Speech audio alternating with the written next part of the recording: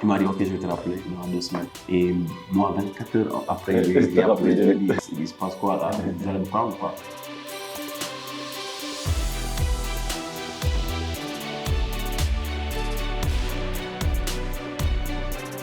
Hello ladies and gentlemen, your boy Gentleman. Bienvenue dans votre nouveau podcast.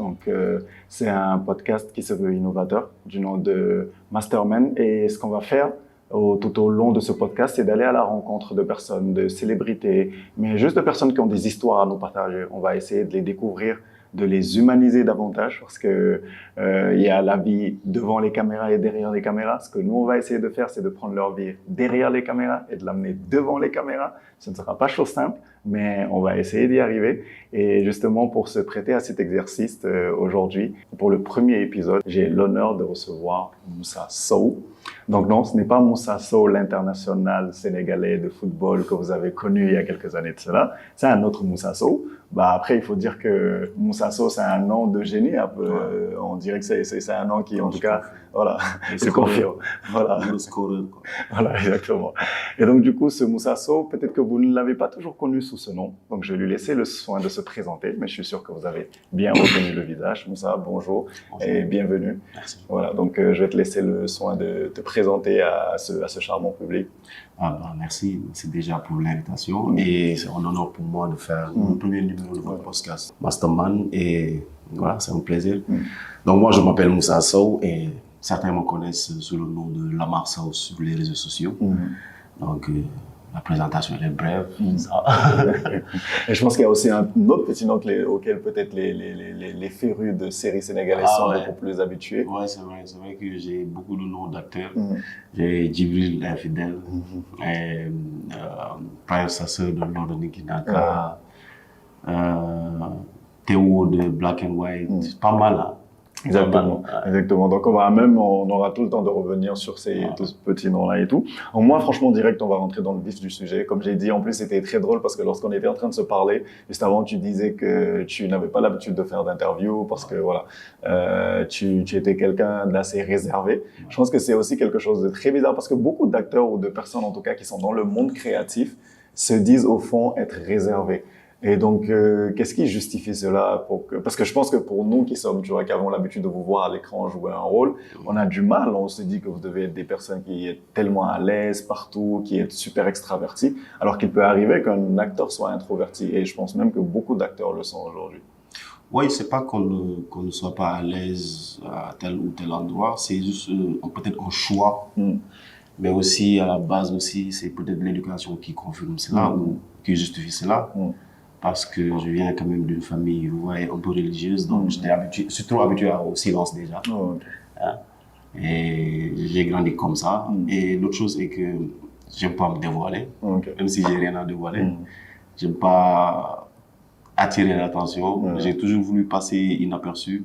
Mais après, c'est très contradictoire de dire que ouais, on est acteur. En tout cas, ce pari-là, il n'est pas réussi de passer inaperçu. Exactement. Parce qu'avant, je disais vraiment des conneries. Je disais, ouais, je vais être un très grand acteur, mais je vais pas être connu. Tu vois. Mais après, en grandissant, je me suis rendu compte que c'était des conneries. Quoi, tu vois. Mais après, je pense, est-ce que c'est vraiment une connerie? Parce que même si tu vois aujourd'hui, on peut se tutoyer, dans le monde créatif, aujourd'hui, j'ai l'impression que beaucoup de chants, surtout les chanteurs, c'est des choses qu'ils disent dans leurs textes. Donc, tout le monde dit oui, au début, je voulais courir derrière la gloire, je voulais être connu. Mais une fois qu'ils sont connus, ils regrettent un peu, tu vois. Il y a toujours ce regret-là. Donc, on se dit, au final, est-ce que c'est le prix à payer pour être connu? Est-ce que c'est le revers de la médaille, en quelque sorte, comme on a l'habitude de le dire? Écoute, je te dis, c'est pas chose facile. C'est pas chose facile de se réveiller tout le temps et de se dire que par exemple, un truc simple, tu sors de chez toi, tu te dis, je vais à la boutique ou je vais faire mes courses. Dans ta tête, c'est 10, minimum 20, 30 personnes que tu vas croiser et qui vont te reconnaître. Et pourtant, parfois, tu as juste envie de, tu vois, faire tes trucs tranquillement. Voilà, malheureusement, c'est ça le prix à payer. Donc, on peut pas se cacher, c'est pas possible. C'est même pas bien de se cacher en fait. Tu es connu par un public et c'est grâce à ce public-là que tu es là. Donc tu es obligé de rendre un peu le truc, tu vois, non? Et même, je te disais tout à l'heure, tu vois, il y a Canardo, donc le petit frère de La Fouine, le rappeur français, qui disait ça. Il disait en fait, lui aujourd'hui, son problème, c'est que il y a des jours où il n'est pas d'humeur. Il a juste pas envie de de taper la discussion pendant 5-10 minutes, il veut sortir de chez lui, aller d'un point A à un point B. Et il dit, mais en fait, le jour où cette envie-là lui prend, il se dit, mais est-ce que je peux me permettre ça? Parce que si je ne le fais pas, si je me prête pas au jeu de saluer les gens, de passer 15-20 minutes, ça va devenir, ah, Canardo, il a pris la grosse tête. Maintenant, il est artiste. Alors que c'est humain, tu vois. Ça aurait été quelqu'un d'autre que les gens ne connaissent pas forcément. Ça n'aurait pas été aussi dérangeant que ça. Et est-ce que toi, c'est quelque chose que tu ressens au quotidien? C'est que chaque action que tu poses, au lieu que les gens voient, ah, c'est Moussa Sow en tant qu'être humain qui est en train de réagir de la sorte, on voit plutôt, ah non, c'est Djibril, qui aujourd'hui, à cause de la position que son rôle lui confère, est en train de prendre la grosse tête. Oui, déjà, avec la société dans laquelle nous vivons, c'est un peu compliqué tu vois, de savoir, d'essayer déjà de comprendre comment on va se comporter avec les gens dans la rue, parce que nous avons quand même une société assez particulière et nous tenons vraiment à certains rapports humains et on doit de les respecter parce que notre société a été ainsi faite. Mais moi, j'ai une théorie, en fait. C'est même pas une théorie, mais c'est une réalité. Moi, j'aime pas faire le modeste. Moi, je veux que vraiment, quand une personne me dit que tu es modeste, c'est qu'il sente ça et qu'il voit que c'est ma personne qui est comme ça. Donc, c'est pas de faire le modeste, mais c'est d'être modeste.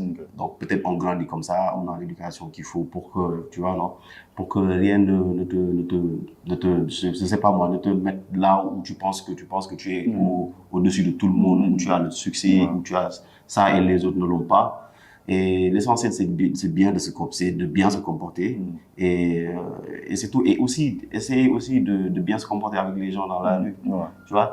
Pour moi, c'est l'essentiel, hein, parce que passer à la télé, ça fait pas de toi un surhumain ou un super-héros, tu vois. Non? Tu passes juste à la télé et pour moi, ceux qui sont après devant la caméra, je veux dire, devant l'écran à regarder, ils sont même plus chanceux parce qu'ils sont chez eux, tu vois, tranquilles. Donc après, si tu rencontres ces gens-là, pour moi, le minimum, c'est vraiment de leur montrer le plus de respect possible. De reconnaissance surtout. De reconnaissance. Donc, c'est ça. Moi, j'ai pas ce problème-là. Moi, j'ai pas ce problème d'être dans la rue et qu'on m'appelle Djibril, tu as fait ceci, Djibril. Ouais, parfois, quand même, on te fait des reproches. Tu vois, on essaie d'assimiler un peu ton personnage et ta personne. Mais tu gères, moi, j'ai pas ce problème-là, honnêtement. Et d'ailleurs, je vois souvent que dans les castings, je sais pas si ce sont les directeurs de casting qui font ce choix-là, c'est que très souvent, on donne toujours un personnage qui va, mais vraiment à l'opposé de la vraie personnalité de l'acteur, on va dire. Donc, est-ce que c'est quelque chose, du coup, qui fait que quand, par exemple, on te donne un rôle qui est opposé à ce que tu incarnes tous les jours, est-ce que c'est une manière est-ce que c'est ça qui fait que la personne est beaucoup plus à l'aise? Mais c'est ça le truc intéressant dans la créativité, d'ailleurs, surtout dans le cinéma.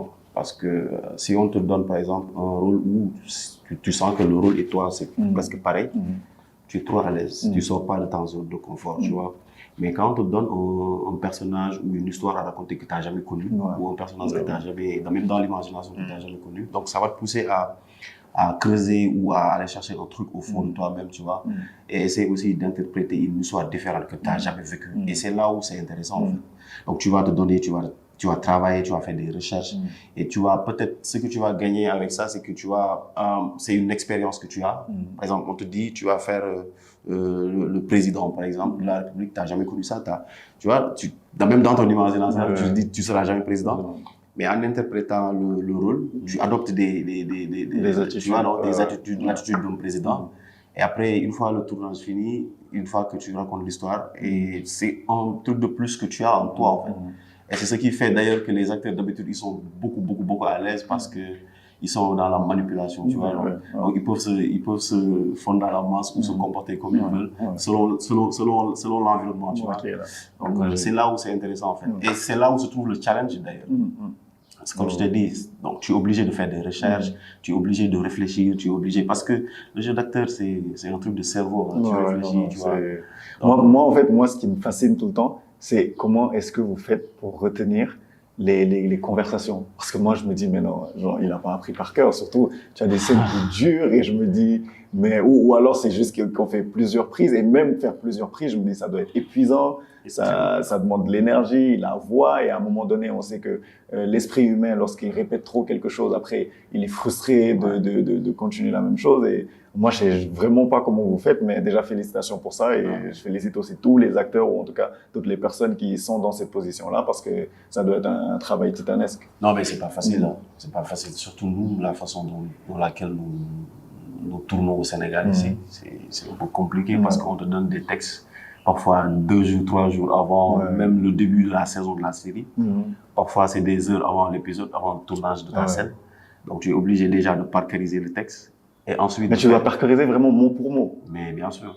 Donc là, par exemple, si on te dit, je sais pas, le chasseur, il a tué le lion, tu dois dire forcément, tu ne peux pas inverser, tu vas faire un jeu de mots. Je garde la phrase, mais j'ai différentes manières de dire la phrase. Ok. Tu vois, donc si je veux, je peux mélanger les mots, mais en tout cas, l'idée doit être là. Et certains mots, les mots clés doivent être là. Et l'esprit aussi de la phrase ou du texte doit être là. Donc, tu gardes ça et tu mets tes propres trucs parfois. Mais bon, après, la règle, c'est que tu ne changes rien du tout. Tu rends les mots comme ils t'ont donné les mots et puis voilà. Parce que j'ai même vu, il y a un challenge là sur TikTok où justement il y a un prompteur et on te fait défiler le texte à la même vitesse que lorsque les gens ils font le JT. J'ai essayé, mais je me suis dit, purée, même le fait d'avoir le texte devant toi, c'est pas évident pour autant. Donc j'imagine quand tu dois aller puiser le texte au fond de ta mémoire, c'est encore plus compliqué. Il faut que tu aies une capacité de mémorisation extraordinaire. Et je te dis, mais c'est encore plus difficile si tu veux jouer en même temps. Tu vois, donc, on te dit de faire du vrai du faux.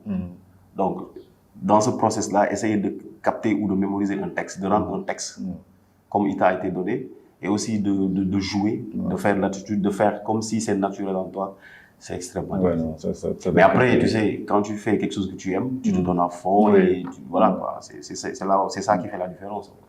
Moi, je voudrais revenir sur un point. Tu sais, tout à l'heure, tu parlais justement de l'éducation, du cercle familial et tout ça. Et donc, comment s'est fait, je sais pas si c'est une annonce, déjà tes premiers pas dans le cinéma, est-ce que c'était de toi-même ou est-ce que on t'a approché justement pour ça, ou est-ce que ça a été une suggestion de quelqu'un qui s'est dit que tu avais un talent pour ça, et quelle a été la réaction de ton entourage, de ta famille?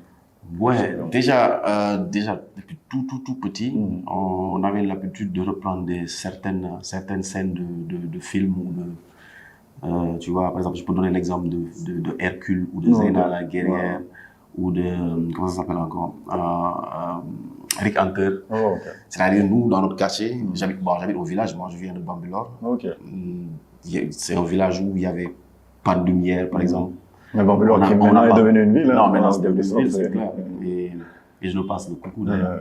Et il n'y avait pas de lumière, on n'avait pas de télé. Donc, ce qu'on avait, c'est de se retrouver entre nous dans la rue chaque soir et essayer de voir le film qu'on a vu dans l'après-midi, essayer de reproduire la même scène.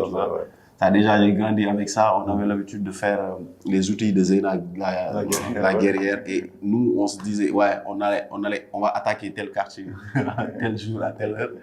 Et reprendre parfois des scènes de Rick Hunter, tu vois, faire le flic et tout. Et déjà, j'ai grandi avec ça. Puis je grandissais, je regardais des films, je m'intéressais à certains acteurs et tout. Et il y a un ami, c'est un ami à moi, mais aussi un grand frère. C'est lui qui m'a vu et il m'a dit, écoute, tu sais, j'ai un truc que j'ai fait sur YouTube, je veux que tu viennes, il faut que tu me fasses le journaliste et tout et tout. Je me rappelle, il m'appelait le beau journaliste. C'était comme ça le nom en fait du personnage. Donc, et c'est parti de là. C'est le premier truc que j'ai fait. Et de là est né l'amour vraiment du cinéma, tu vois. Et à partir de là, j'ai commencé à rechercher de gauche à droite les castings, tu vois. Et une fois que... Et déjà fait que on m'a pris dès mon premier casting. Super ça. Et j'avais vraiment fait le forcing, en fait. On m'a pas pris parce que j'étais bien ou quoi. Mais en tout cas, j'ai fait le casting. La dame m'a dit, OK, je vais te rappeler, tu vois. Ça, c'est une petite anecdote. Il m'a dit, OK, je vais te rappeler dans 2 semaines. Et moi, 24 heures après, j'ai appelé, je lui ai dit, il se passe quoi là? Vous allez me prendre ou pas? Chaque jour, c'était comme ça, chaque jour. Et Dieu a fait que la personne qui a été prise a désisté au dernier moment. Et comme moi, j'appelais tout le temps pour demander. Mais moi, je trouve que c'est pas une chance, c'est que tu as aussi travaillé pour ça, tu vois. Tu as fait de sorte à ce que, tu as fait de sorte à rester dans son imaginaire. Ce qui faisait que quand le plan, là, en tout cas, la personne qui était initialement prévue n'était plus là, directement, c'est ton nom qui est venu. Et moi, je pense que c'est une très bonne chose. Et c'est exactement ce qu'elle m'a dit. Elle m'a dit, tu sais quoi, puisque c'est toi qui appelles tous les jours, je vais te prendre. Voilà. Et même ça, je pense que c'est une extension du rôle d'acteur aussi. C'est parce que tu sais ce que tu veux, tu sais comment faire pour l'acquérir et tout ça. Et voilà. C'est un peu tout ça que ça demande au quotidien. Tu parlais tout à l'heure de manipulation. Pour moi, je me dirais, c'est plutôt savoir dire ce qu'il faut dire au moment où il faut le dire et savoir faire ce qu'il faut faire au moment où il faut le faire. Il faut aussi savoir ce que l'on veut. Quand tu veux quelque chose, tu te donnes les moyens d'obtenir cette chose. Moi, je suis comme ça, en fait. Quand je mets mes yeux sur quelque chose, je me dis que c'est possible. En fait, dans ma tête, rien n'est impossible. Tu vois? Dans ma tête, je me suis toujours dit, là où Denzel Washington a fait ceci, moi, je peux faire meilleur ou la même chose. Et moi, c'est ça ma philosophie, en fait. Rien n'est impossible. Donc, mais je pense même une très bonne philosophie parce qu'il y a, je veux dire quoi, 5 ans en arrière, si aujourd'hui on disait que le cinéma sénégalais serait à ce niveau-là, peut-être que certains y auraient cru, mais je pense pas qu'il y aurait cette masse-là qui y aurait cru. Et aujourd'hui, on voit qu'on gagne des titres continentaux. Par exemple, Roger qui a remporté des titres, les différentes productions des différentes maisons qui sont sur les plus grandes plateformes, qui passent sur les plus grandes chaînes et tout ça. Et je dirais même que le cinéma sénégalais aujourd'hui a ouvert la voie au cinéma africain, ouest africain surtout.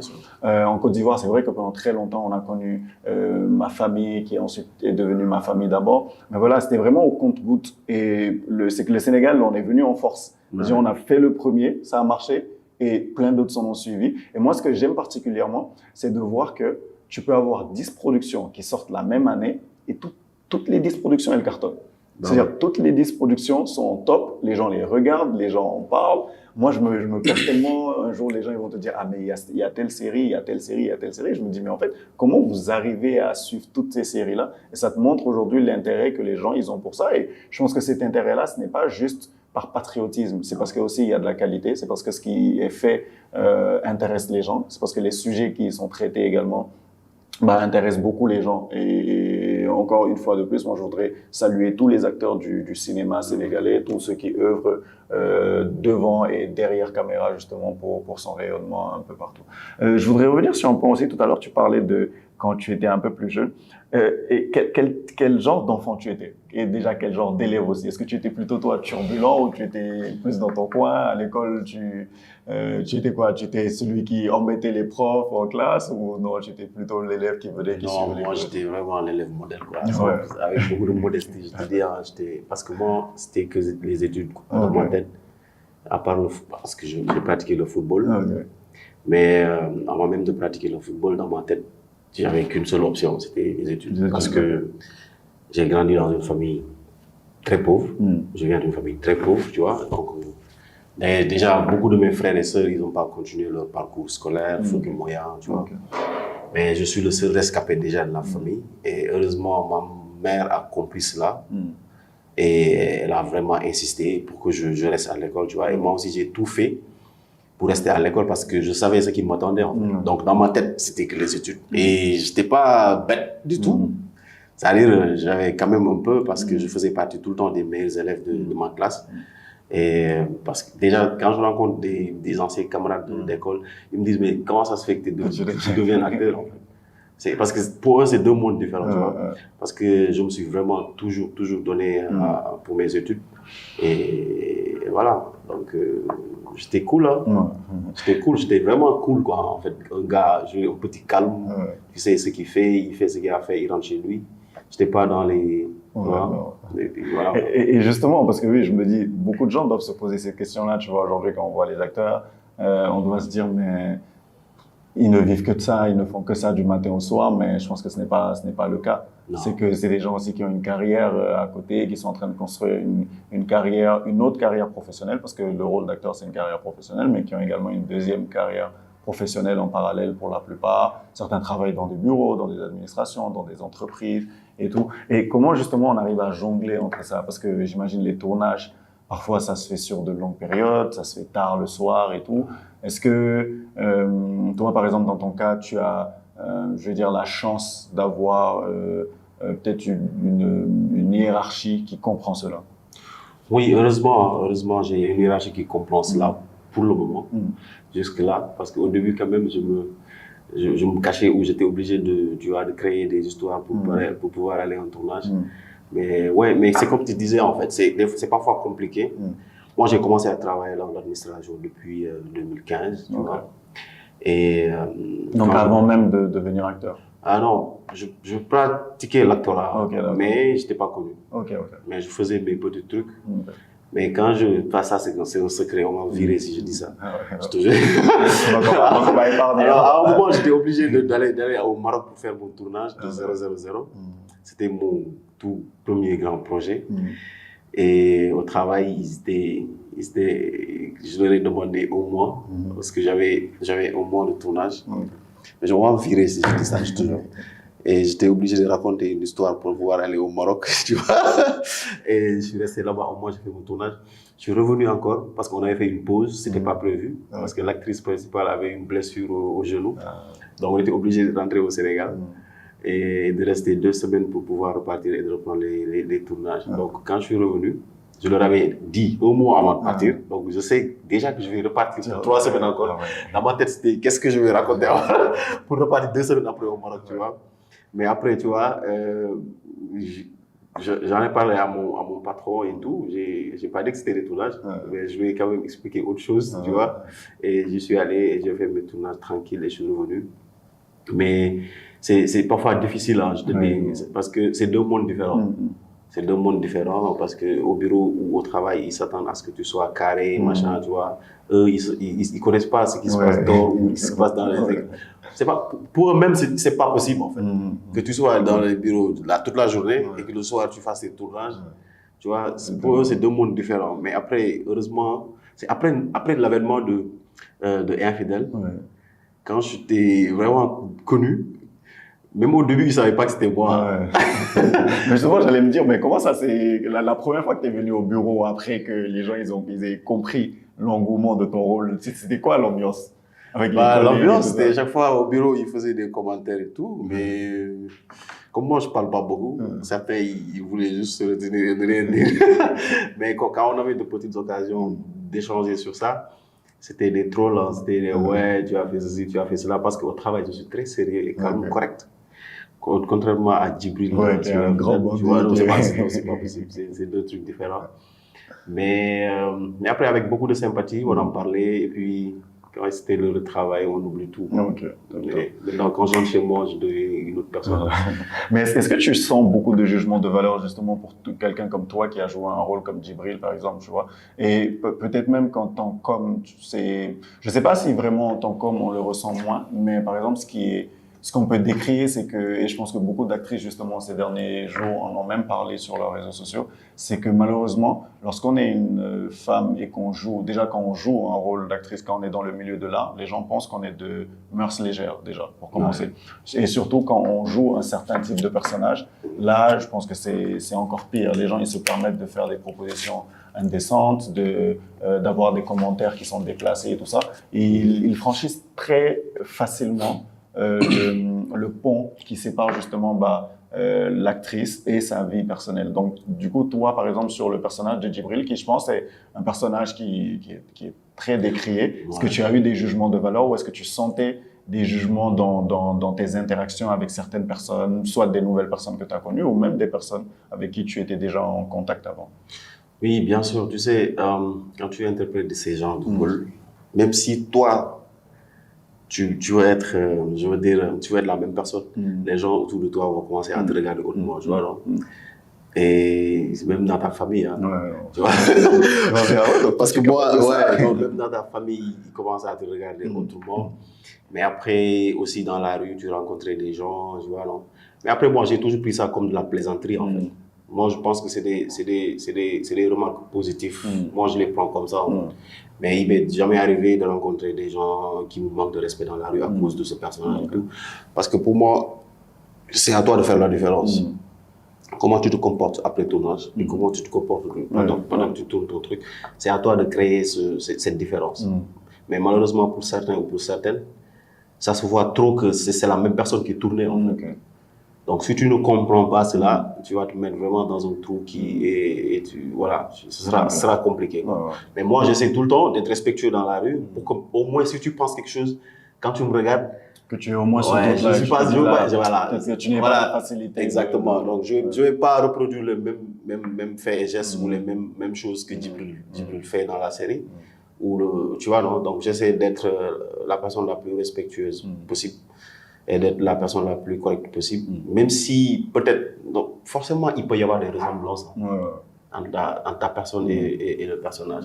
Mais c'est à toi de ne pas trop exposer cela. Et ça va aller, hein, parce que les Sénégalais aussi, ils sont respectueux. Si tu les respectes, ils te respectent. Mais, voilà. Donc moi, je voudrais un peu, tout à l'heure, tu sais, on parlait d'ambition et tout ça. Moi, je voudrais qu'on se projette un peu d'ici 5 ans. Comment est-ce que tu te vois dans le domaine du cinéma? D'ailleurs, est-ce que c'est quelque chose que tu te vois faire sur du long terme ou est-ce que c'était juste une parenthèse que tu avais ouverte, tu vois, à un moment donné de ta vie? Et si c'est quelque chose que tu souhaites, où est-ce que tu te vois d'ici 5 ans? Dans ce domaine-là? Tu sais, tout au début, je peux dire que c'était de la curiosité pour découvrir, tu vois. Puis, c'est devenu une passion. Maintenant, plus on pratique la passion, plus on se projette vers l'avenir. C'est devenu un métier, en fait. C'est devenu un métier parce que on signe quand même des contrats professionnels, on est bien payé parfois. Et forcément, on a des projets. Moi, dans ma tête, c'est aller le plus loin possible. Moi, je veux toucher Hollywood. On te le souhaite. Hein. Ouais. Et dans ma tête, je me suis toujours dit que c'est possible, en fait. Et parce que Dieu a fait que je ne suis pas encore allé à Hollywood. Je veux dire, je n'ai pas encore commencé à faire le cinéma aux États-Unis. Mais je suis resté au Sénégal et j'ai été contacté par des productions hollywoodiennes. J'ai tourné avec des acteurs hollywoodiens. Donc, je me suis dit, c'est déjà un bon début. Et Dieu, il ne fait jamais les choses au hasard, tu vois. Donc, déjà, côté spirituel, moi, j'ai tellement confiance en Dieu. Et je sais que tout ce qu'il fait, il le fait pour une raison, tu vois. Il m'a mis sur ce chemin-là et je sais qu'il me réserve des choses. Donc, comme les choses se sont enchaînées, donc, je crois qu'il y a une suite et cette suite doit être logique. Donc pour moi, la suite qui est logique, c'est d'aller plus haut possible, d'aller à Hollywood et d'être cité peut-être demain parmi les plus grands acteurs. On va enlever le peut-être, d'être cité. Tu as raison. Et comme tu dis, pour moi, franchement, c'est super important, surtout quand tu parles de la spiritualité, parce que tu vois, et pour revenir du coup, un peu en arrière, lorsque tu parlais de ton premier rôle, pour moi, il y a une phrase en Wolof que j'adore. Et cette phrase-là, c'est un leitmotiv pour moi, c'est « Def li ngay def, après lu yàlla def baax na ». Chose qui, du coup, pour les gens qui ne comprennent pas Wolof, qui veut dire fais ce que toi tu as à faire, joue ta part de la chose, et après, Dieu, il fera ce qu'il faut, tu vois. Lui, ce qu'il fait, c'est bon. Et pour moi, ça a été ça, tu vois, pour revenir à ta première expérience une fois de plus, c'est que même si c'est une chance que tu t'es créée. Tu t'es donné les moyens de la créer, tu vois. Tu aurais pu juste rester, on t'a dit 2 semaines. Nous, ici, tout le temps, on envoie des CV, tu vois, quand les gens ils cherchent des choses, on leur dit oui, on va vous recontacter dans tel... Mais personne ne prend la peine, tu vois. Parfois, tu te dis bof. Parfois, même dès qu'on te dit on va te recontacter dans tel, tu te décourages et tu te dis bof. C'est clair, c'est connu, ils vont pas le faire, tu vois. Et en vrai, je pense que pour cette expérience-là, si tu avais eu cette attitude, tu n'aurais certainement pas eu ce rôle. Parce que comme la dame, elle te l'a avoué, elle a dit, mais en fait, c'est que tu étais tellement présent dans mon esprit que pour moi, le choix, il était évident, en fait. C'était évident que c'était toi qu'il fallait prendre. Et pour moi aussi, c'est ça, tu vois, c'est qu'aujourd'hui, et je pense que c'est peut-être un appel ou un message aux gens de manière générale, qu'on soit jeune, qu'on soit vieux, c'est que quand on a une ambition, c'est super important de se donner les moyens. Moi, je dis tout le temps aux gens, j'accepte le fait que notre vie, tu vois, elle est déjà réglementée d'une certaine manière parce que Dieu, il a déjà des plans pour nous. Mais par contre, moi, ce avec quoi j'ai du mal, c'est de me dire que notre vie, elle est tracée de A à Z et que c'est juste, on appuie sur un bouton play et que nous, on n'a aucun, tu vois, on n'a aucune interaction à faire. Pour moi, je pense qu'il y a un rôle qu'on a à jouer. Parce que si on joue pas ce rôle-là, quel serait du coup le sens de ce qu'on fait sur la Terre, tu vois, des prêches qu'on nous dit, de faire le bien, de se mettre dans telle situation, de se mettre dans telle situation et tout. Et donc, franchement, moi, je trouve que c'est un très bel état d'esprit que j'espère qu'il va donner aussi envie à ceux qui nous écoutent et à ceux qui nous regardent aujourd'hui de suivre cette voie-là et de se donner les moyens chaque fois qu'on veut quelque chose. En tout cas, si la chose ne marche pas, de ne pas avoir de regret, de se dire « Ah, mais peut-être que j'aurais dû forcer un peu plus, peut-être que j'aurais dû faire ça différemment. » Et que ce soit vraiment « J'ai fait tout ce que je devais faire. Si ça n'a pas marché, c'est que vraiment ça, ce n'était pas pour moi et qu'il y a quelque chose qui m'attend. » Et surtout, tu parlais également du monde du cinéma quand on parlait des outils qui étaient mis à disposition au Sénégal. Et je sais que, surtout au moment où toi tu as commencé, c'était quelque chose qui était déjà un peu moins structuré que ça ne l'est aujourd'hui. Donc, par rapport à tout ce qui est apprendre les textes et tout ça, tu vas jouer un rôle. C'est pas forcément quelque chose auquel tu as été formé, même si tu l'as fait sur le tas avec tes amis, comme tu le disais quand vous étiez plus petit et tout. Mais quand tout ça se professionnalise un peu plus, tu découvres un autre monde. Et comment est-ce que tu t'adaptes à ce monde-là, justement? Est-ce que tu as pris sur toi, tu es allé faire des formations à côté? Ou est-ce que, au-delà de ce que on vous demandait sur scène, quand toi tu rentrais chez toi, tu faisais plus de recherches, comme tu disais? J'ai même lu une fois que tu disais que vu que le rôle de Djibril demandait à ce que la personne se soit un peu plus musclée, bah, tu t'es dit, bah, il faut que je me mette au sport et tout ça. Donc, quelles ont été, tu vois, ce genre de décisions que tu as prises et qui, pour toi, aujourd'hui, ont contribué à l'acteur que tu es? Oui, je pense que le premier mot que je vais te servir, c'est l'apprentissage déjà. Parce que je donne beaucoup d'importance à l'apprentissage. C'est comme je t'ai dit, quand j'étais petit, j'étais très bon élève. Et je pense que c'est ce qui me suit. J'adore apprendre. J'adore découvrir. Donc, à un moment de ma carrière ou de mon parcours, je me suis dit, écoute, si tu veux être différent, fais quelque chose de différent. Fais ce que les autres ont négligé ou n'ont pas fait. C'est-à-dire repartir à la base. Parce que nous, notre méthode ici, c'est le learning by doing. C'est-à-dire, plus tu fais, plus tu deviens un acteur. Plus tu tournes, plus tu joues, plus tu deviens un acteur. Donc, l'étape que certains sautent, c'est l'apprentissage, d'aller se former et tout. Et heureusement, j'avais ce désir tout le temps d'apprendre et de découvrir. Je me suis dit, écoute, je vais aller chercher la connaissance, tu vois. Et j'ai eu la chance d'aller, par exemple, aux États-Unis en 2020. Et je suis allé à Miami, j'ai rencontré un studio, acting studio. Et j'ai fréquenté l'acting studio un court moment, mais j'ai quand même beaucoup appris avec eux.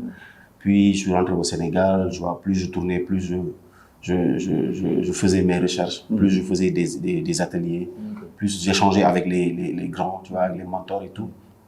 Et c'est comme ça, et je suis encore reparti aux États-Unis, c'était cette année d'ailleurs, en 2021.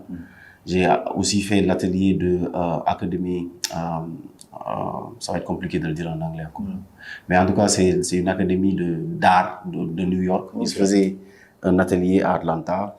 J'ai pu assister à l'atelier et tout. Donc c'est comme ça en fait, c'est l'apprentissage, on apprend petit à petit, ici, là, tu vois, et on rassemble tout ça et on essaie de mettre ça sur nous et tu vois. Donc, pour moi, la base, c'est ça. La base, c'est vraiment l'apprentissage, en fait. Et jusqu'à présent, c'est tout ce que je cherche, en fait. Moi, je veux vraiment tous les jours apprendre quelque chose de nouveau dans l'actorat, essayer d'être différent. Parce que je ne peux pas faire ce que les autres n'ont pas fait. Tu vois, non? Ce que nous faisons tous, c'est... En fait, c'est presque la même chose, tu vois. Mais par exemple, je te donne un exemple. Au Sénégal, il n'y a pas de cinéma, par exemple, de films d'action. On n'est pas... Tu vois, non? Mais demain, c'est sûr que le Sénégal va connaître ça. On va produire des films d'action. Mais si tu ne te prépares pas maintenant... pour ça, j'avoue. Mais tu ne seras pas prêt demain. Le temps d'avance. Donc, moi, j'ai compris cela et j'essaie de me mettre sur ça. Et j'ai commencé, par exemple, la boxe il y a 2 ans. Et c'est grâce à ça, d'ailleurs, que j'ai décroché le rôle de Théo dans Black and White, parce que Théo, il était boxeur. Et je pense aussi faire des formations de casquette. Ce sera ici peut-être ou aux États-Unis, mais je compte le faire, histoire de marquer un peu la différence, de créer des atouts, en fait. Et de rajouter des cordes. Exactement, de rajouter des trucs. Et voilà. Parce que pour moi, le cinéma sénégalais, déjà, c'est un bon essor. Et je suis sûr que d'ici 5 ans, déjà Netflix, Amazon Prime, ils s'intéressent à ce que nous faisons, tu vois. Donc, c'est déjà une bonne chose. Donc, il faut juste que nous, les acteurs qui voulons vraiment avoir une longue carrière et une bonne carrière, se préparer davantage et d'attendre le bon moment. Ouais, non, c'est très important ce que je viens de dire. Et justement, moi, je veux aussi toucher un point, c'est que tu as parlé de l'autre sens, de tu apprends des mentors. Mais dans le sens inverse, justement, j'imagine qu'il y a, tu vois, des acteurs qui sont un peu plus novices que toi dans le milieu et qui t'approchent forcément, qui te posent des questions et tout ça. Et même, peut-être, quel conseil est-ce que tu donnerais aujourd'hui à quelqu'un qui est nouveau dans le milieu ou quelqu'un qui n'est même pas encore dans le milieu, mais qui veut y être? Déjà, la première chose à tuer, si tu veux être un bon acteur, même dans la vie générale, hein, c'est l'ego. Tu vois? Parce que si tu as l'ego, tu ne peux pas descendre au plus bas. Tu vois? Parce que les détails se trouvent là-bas parfois, ou les choses qui peuvent changer ta vie se trouvent parfois en bas. Tu vois? Et si tu as l'ego, tu ne peux pas aller chercher cela. Pour moi, c'est la première chose à tuer. Ensuite, savoir ce que l'on veut faire. Il faut connaître ce que tu exerces déjà. Il faut savoir ce que tu veux faire. C'est-à-dire que je veux faire l'actorat. OK, c'est quoi l'actorat? Donc, forcément, apprendre ce que tu fais. Une fois que tu as appris ce que tu fais, apprendre les codes du métier. Parce que le jeu d'acteur, c'est juste une petite partie de la vie d'un acteur. Mais le plus important, c'est les codes du métier. C'est-à-dire tout ce qui a un lien avec le professionnalisme, tu vois. Et c'est ça le plus important. Maintenant, travailler pour ce que tu veux devenir. Travailler et d'avoir de très bonnes inspirations. Parce que déjà, je te dis, hein, l'acteur, il doit être très cultivé. L'acteur, il doit être très, très, très cultivé. Donc, il doit tous les jours travailler son cerveau. Donc, c'est à travers la lecture, c'est à travers des découvertes, à travers des vidéos, des documentaires, whatever. S'intéresser à ce qui se passe ailleurs. Tu sais, nous, notre génération, tu sais, ce qui fait notre différence avec les anciens un peu, c'est qu'eux, ils avaient des inspirations qui se limitaient qu'ici, soit sénégalaises ou africaines. Mais nous, on a la chance, avec la mondialisation et l'avènement des réseaux sociaux et tout, et le digital. Des influences. Exactement, avoir des influences de l'extérieur. Et tu vois aujourd'hui comment nous pratiquons le cinéma au Sénégal, c'est un peu proche de comment ça se fait à Hollywood ou en France. Tu vois, donc on a des inspirations maintenant vraiment hollywoodiennes, quoi, tu vois. Donc voilà, c'est ça, c'est juste être déterminé, savoir ce que l'on veut, travailler pour ce que tu veux faire. Parce que si tu as des objectifs et que tu n'as pas des actions pour atteindre ces objectifs, c'était pas la peine d'avoir les objectifs, tu vois. Et même pour dire, quand tu dis on a des inspirations hollywoodiennes, je me rappelle un jour, j'ai surpris une conversation entre deux amis qui parlaient. Et une des amies, elle dit, je sais plus trop de quelle série elle parlait, elle disait, ouais, tu vois ce qu'ils font comme ce que les Européens font dans leurs films et tout ça. Et elle dit, et son ami lui a dit oui, et pourtant tu regardes ce que les Européens font. Donc maintenant que c'est fait par nous-mêmes, pourquoi est-ce que tu veux pas regarder? Et je pense que c'est vraiment ça en fait quand tu parles de cette inspiration-là, du coup, et tout. Mais maintenant, après, tu sais, tu t'inspires, mais tu ne peux pas faire exactement ça. Parce que moi, j'ai l'habitude de dire, le cinéma, dans la façon générale, comment ça se fait, c'est universel. Mais chaque société a son cinéma. Parce que chaque société a ses réalités culturelles, traditionnelles, sociales. Donc, on le fait, mais on respecte les codes de la société, les lois et règles de la société. Parce que tu ne peux pas aujourd'hui... Par exemple, le cinéma, comment ça se fait en Inde et comment ça se fait aux États-Unis, c'est pas pareil. Donc, ça ne peut pas être pareil comment ça se fait au Sénégal. Tu ne peux pas prendre le cinéma sénégalais et le cinéma américain et te dire que ça doit être pareil. Non, c'est pas possible. Donc, on s'inspire du jeu d'acteur, tu vois. Mais c'est vrai qu'on n'a pas encore l'esprit de l'acteur américain, tu vois. Parce qu'on a quand même beaucoup de freins, beaucoup d'obstacles et tout. Et du coup, ça crée des limites. Maintenant, après, il y a certains, ils sortent du lot parce qu'ils ne veulent pas se créer des limites. Tu vois, non? Moi, je ne veux pas me créer des limites. Je ne dis pas que je dis oui à tout. Je ne dis pas oui à tout. Mais côté créativité, moi, je dis qu'on ne peut pas avoir de limites côté créativité. Et d'ailleurs, tu sais, ce qui était très drôle, c'est... comment il s'appelle encore l'actrice principale de Franklin Saint? J'ai oublié son nom encore. En plus, j'ai son nom au bout de la langue. Je ne retiens pas le nom. Mais l'acteur, je pense que tout le monde va s'en rappeler, l'acteur principal de Franklin Saint, la dernière fois, on l'a invité à une interview et il disait que lui, en fait, quand il a commencé le jeu d'acteur, sa maman n'avait pas compris que c'était bon, lui, il a des origines nigérianes. Et sa maman n'avait pas compris qu'il y avait, que c'était du bluff, la plupart des choses. Et donc, du coup, la première fois qu'elle a vu un de ses films, il était en train d'embrasser une autre fille. Et elle était offusquée. Et il était en couple en ce moment. Et elle lui a dit, mais comment ça tu peux te permettre de tromper ta petite amie devant le monde entier? Et il a dit, quand il a commencé Franklin Saint, c'était encore pire parce que dans Franklin Saint, c'est un dealer de drogue, c'est un bandit de grand chemin et tout ça. Et elle a dit, ah bon? Non. Donc moi, avec toute l'éducation que je t'ai donnée. Il est arrivé la même chose avec ma mère, hein, je te dis. Non, j'imagine. Moi, lors d'une scène, je suis infidèle, je me suis coupé la main pour pouvoir entrer dans la maison de Dylan. Et quand ma mère a vu l'épisode, elle m'a appelé direct, elle était paniquée et tout. Elle me dit, mais qu'est-ce qui t'est arrivé à la main? Tu t'es coupé la main, j'ai vu le sang. Je lui ai dit, non, c'était une simulation là, c'était fait exprès, et c'était même pas du sang, c'était du bissap, je sais pas quoi. Elle me dit, non, c'est pas vrai, j'y crois pas du tout. Elle me dit, non, tu viens à la maison, tu te soignes. Et comme j'habite à Bambilor, je lui ai dit, écoute, demain je viens, je te montre que j'ai rien du tout. Le lendemain, je débarque chez moi, je rentre dans la maison avec ma main comme ça. Elle me dit, tu as vu? Elle me dit, comment c'est possible? Ça, tout le temps, il me pose ce genre de questions. Mais comment c'est possible que vous faites ça? Donc, c'est pas vrai ce que vous faites? Je lui dis, non, c'est pas vrai. Mais après, moi, la chance que j'ai, mon père, il est différent de ma mère. Moi, mon père, il ne regarde pas la télé. Heureusement, il ne voit pas certaines choses que je fais, tu vois. En plus, c'est un homme c'est un homme religieux et tout. Donc, heureusement, j'ai la chance. Mais petit à petit, ils comprennent ce que je fais, en fait. Parce que quand tu fais quelque chose et que tu montres de la détermination et du sérieux, les gens commencent à te prendre au sérieux. Et c'est pour moi le plus important. Quand tu fais quelque chose, ne le fais pas juste, ça donne-toi à fond pour que les gens sentent que tu le fais et que ça fait partie de toi, tu vois. Donc après, ils seront obligés de suivre. Après, ils seront obligés de respecter ce que tu fais. Et puis voilà. Oui, non, c'est clair. Et puis je te dis, au Sénégal, ils comprennent, ils n'ont pas encore la culture cinématographique. Tu vois. Eux, dans leur tête, c'est le théâtre comme ça se faisait avant.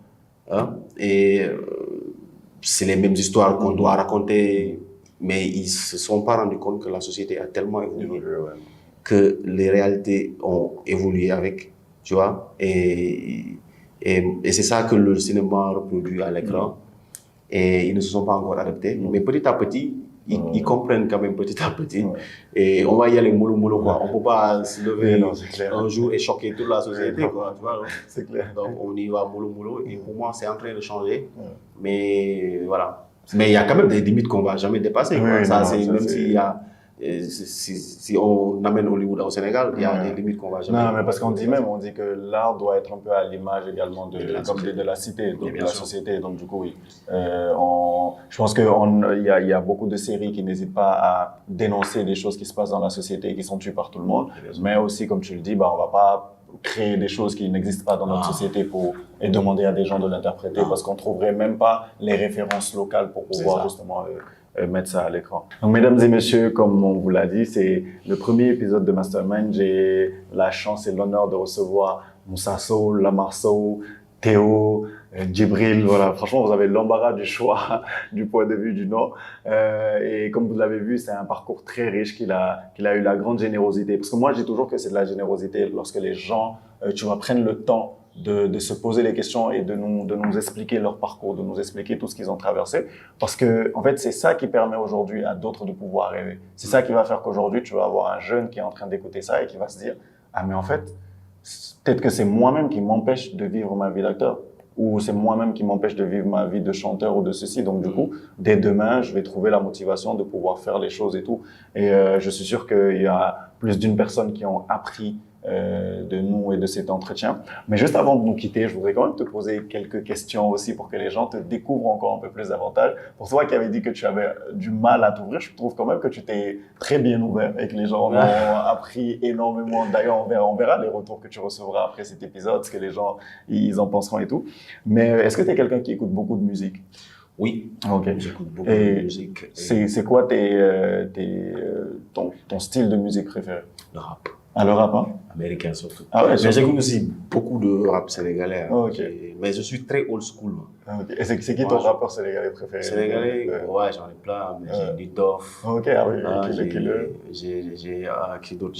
Malheureusement, il a truqué, il a quitté l'industrie. Je ne sais pas s'il a quitté ou il va revenir. Mais Djili Bagdad de 5e.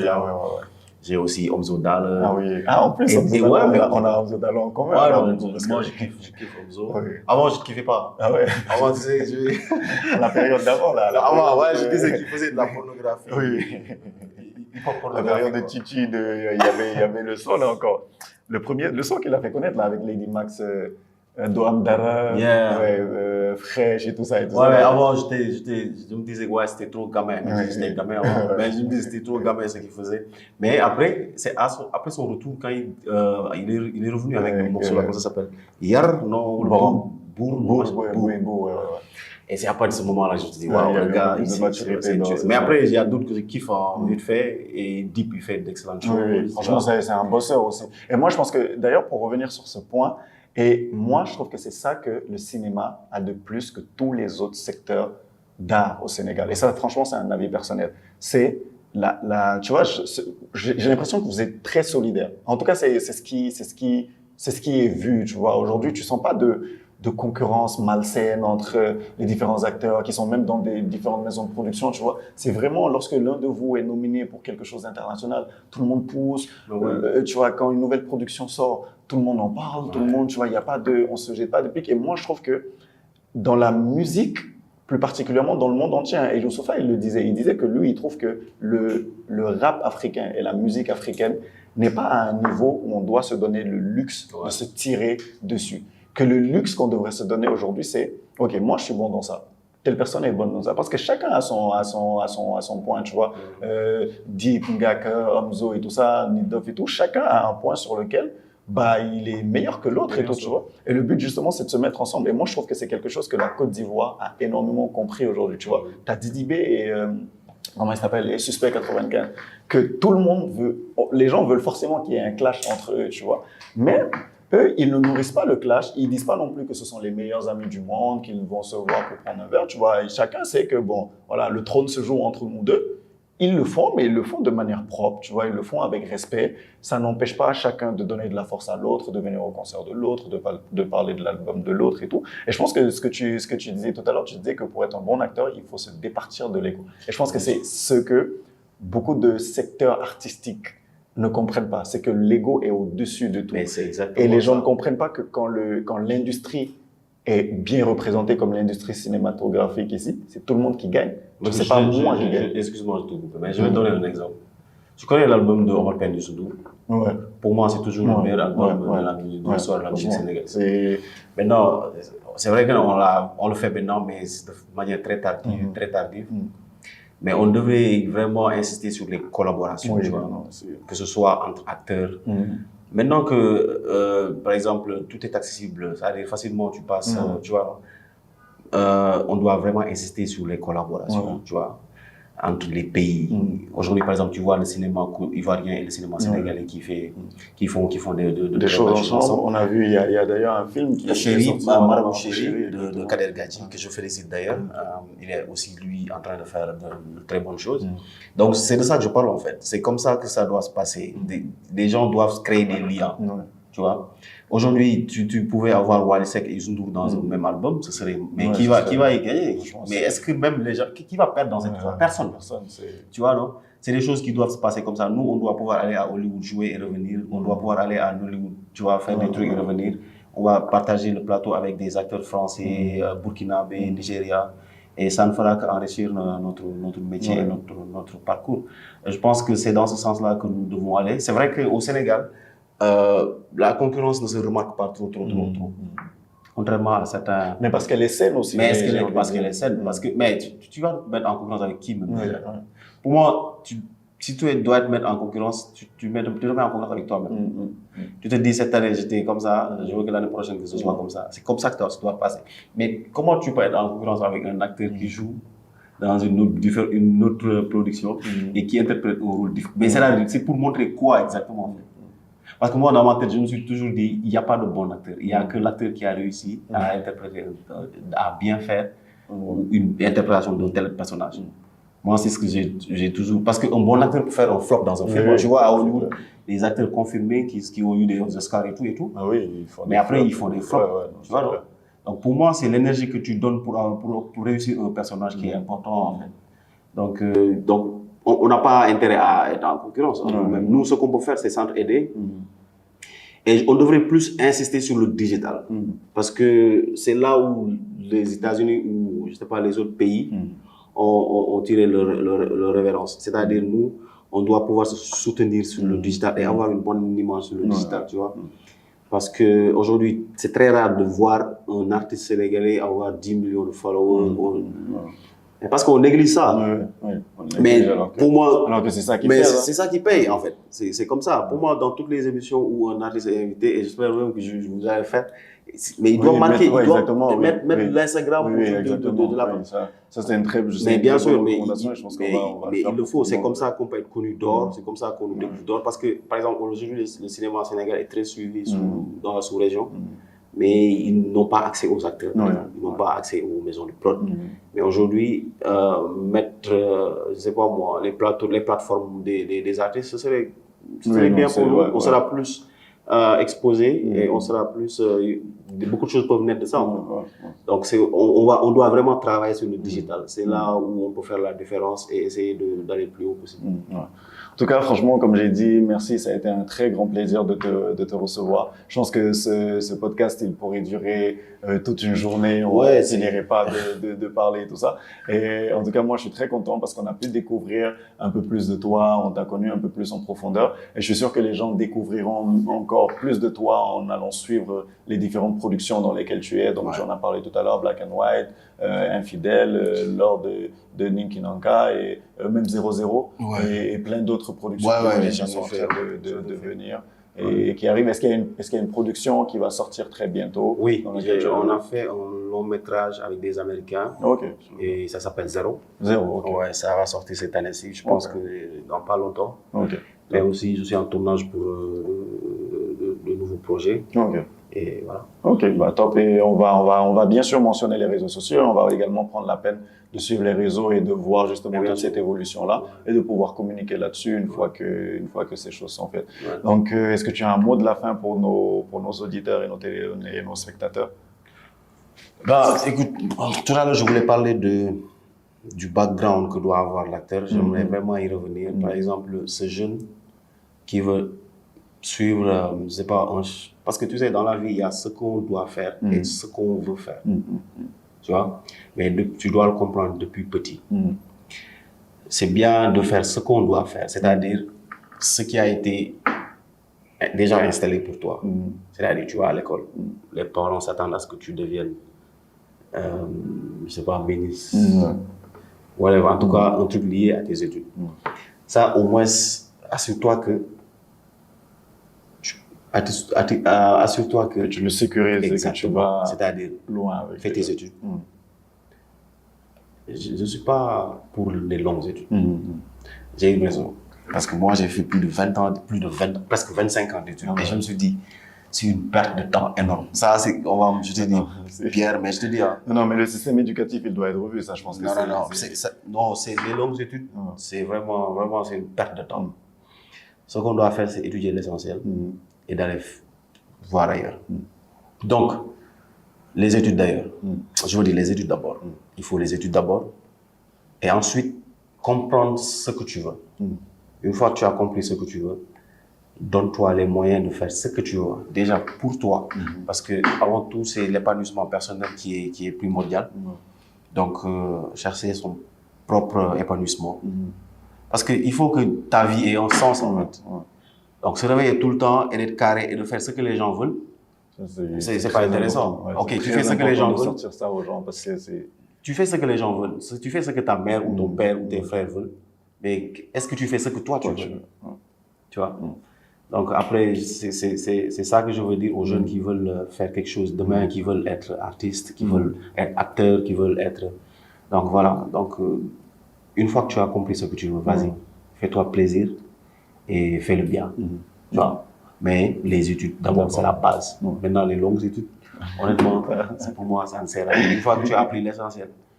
Parce que je te dis, beaucoup de choses t'attendent et il faut du temps pour les réaliser. Il faut du temps, il faut être jeune pour les faire, certaines choses. Donc, tu restes 10 ans à l'université, 8 ans à l'université, alors que Ouais, tu vois, même tu sais les gars, je veux dire, les talibés qui sont devenus adultes, ils ont tendance à plus réussir que ceux qui sont allés à l'école. Parce qu'ils passent pas beaucoup de temps au Dara. Au Dara, tu finis le Coran, on dit Wachel Kamil. Mais c'est fini, hein. C'est pas un diplôme ou, ouais, tu vois, non. Tu attends pas d'autres diplômes, tu finis le truc et tu es parti, tu vois autre chose. Aujourd'hui, c'est eux qui sont devenus milliardaires ou millionnaires parce qu'ils ont eu le temps de travailler. Ils ont eu le temps de travailler sur eux-mêmes, ils ont eu le temps de faire de l'entrepreneuriat. Nous, malheureusement, à l'école, on ne nous apprend pas l'entrepreneuriat. Mais aujourd'hui, par exemple, exercer même un métier comme l'actorat, c'est de l'entrepreneuriat. C'est-à-dire, tu es ton propre business, tu es ton propre entreprise, ta propre entreprise, et tu fais ce que tu aimes. Et donc, il faut aussi aller en ce sens-là et voilà, identifier ce que tu veux faire et te donner les moyens de le faire. Et tu te fais plaisir. Moussa, que nous allons nous quitter. J'espère que vous avez aimé le premier épisode. N'hésitez pas à nous donner votre avis, à commenter, à partager autour de vous. Et on se donne rendez-vous très bientôt pour de nouveaux épisodes avec de nouveaux invités. Merci et à très bientôt.